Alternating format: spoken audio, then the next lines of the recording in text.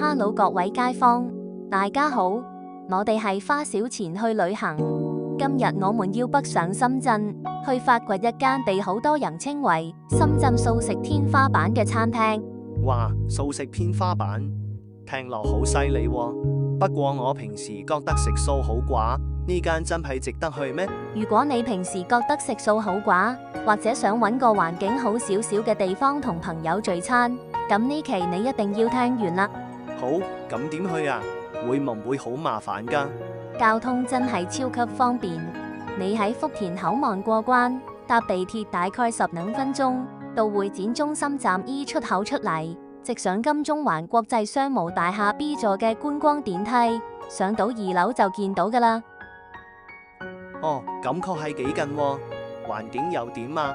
一入到去，你會發覺個環境真係好有 feel，成間餐廳都係淺木色配暖光燈，充滿新中式禪意美學，雅致又舒服。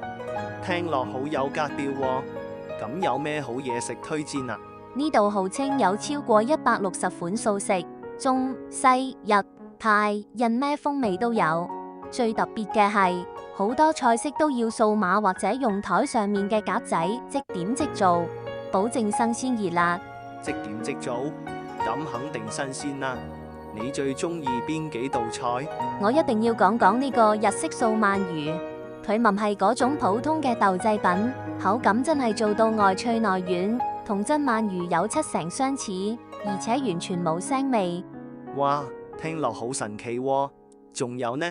再嚟就係呢個法式酥皮濃湯，上台嗰陣熱辣辣，你要用匙羹輕輕篤破頂層金黃色嘅酥皮，吸滿入面嘅湯汁，內酥內軟，牛油香同忌廉味平衡得啱啱好，真係好正。流晒口水添。咁有冇主食啊？當然有啦，呢個黑松露炒飯，師傅直接用完個煲上菜，黑松露俾得超大方，一打開個蓋，嗰種奢華嘅香氣撲鼻而來，飯粒粒分明，乾爽不嚟又綿又膩，真係好惹味。黑松露炒飯呢個一定要試下。如果想食得暖胃啲呢，可以叫個松茸原味小火鍋，湯底係可以直接飲嘅鮮甜松茸湯，配埋各種新鮮爽脆嘅時令蔬菜同素丸，簡單得嚟又健康。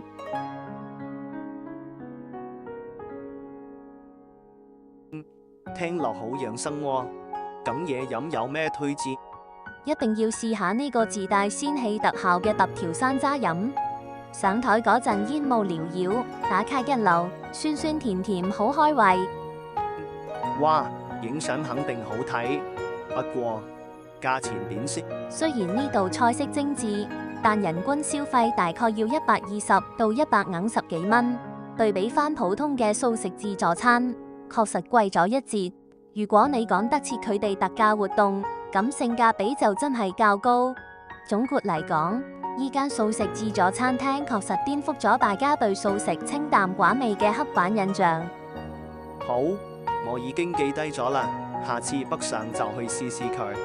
鍾意呢期影片嘅話，記得點讚訂閱，我哋下期再見。